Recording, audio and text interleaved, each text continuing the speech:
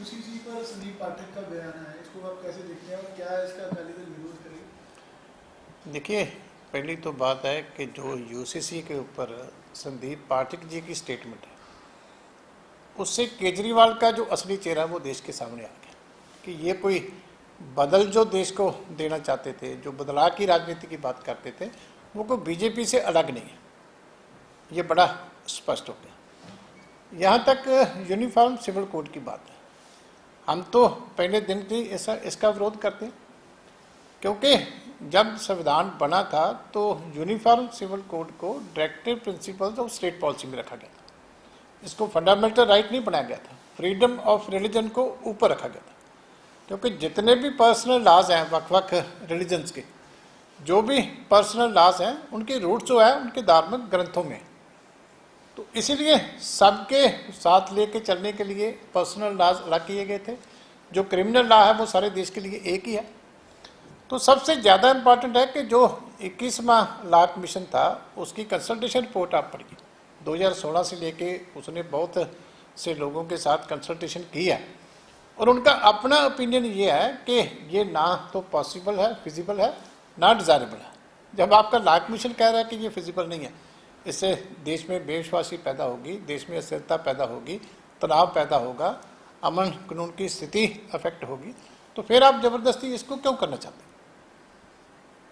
जब law commission एक ने रिपोर्ट दे दी, फिर दूसरा लॉ कमीशन नए सिरे से फिर काम शुरू कर रहा है, तो ये बात वैसे ही अच्छी नहीं लगती। पिछले लॉ कमीशन की रिपोर्ट तो पढ़ो, जब उसने इतनी विस्तार में रिपोर्ट दी है, उसकी जो सजेशंस हैं वो बहुत अच्छे हैं कि जो पर्सनल लॉ अगर कोई अपने आप में डिस्क्रिमिनेटरी है तो उसमें जो चीज़ गलत है, एक कानून में कोई चीज़ गलत है, उसकी अमेंडमेंट हो सकती है।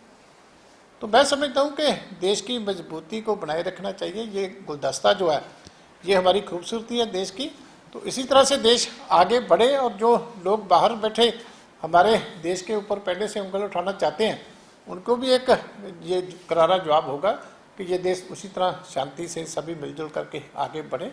तो इसको सोच के करना चाहिए। इस पर संसद में क्या करेगा, विरोध करेगा या इसके पक्ष में रहेगा? नहीं, हम अपनी रिटर्न में राय बढ़ाएंगे। अभी लॉ कमीशन ने ओपिनियन मांगे हैं, तो हम भी विस्तार में इसके खिलाफ जो हमारा व्यू पॉइंट है वो लॉजिकली लेकर के लॉ कमीशन को भेजेंगे, और भी जब पार्लियामेंट में बात होगी तो वहाँ भी हम अपना पक्ष रखेंगे। विरोध मतलब हक में नहीं है? तो हम तो क्लियर कट कह रहे हैं कि देश में हित में नहीं है। इसके कॉन्सिक्वेंस कैसे देखते हैं?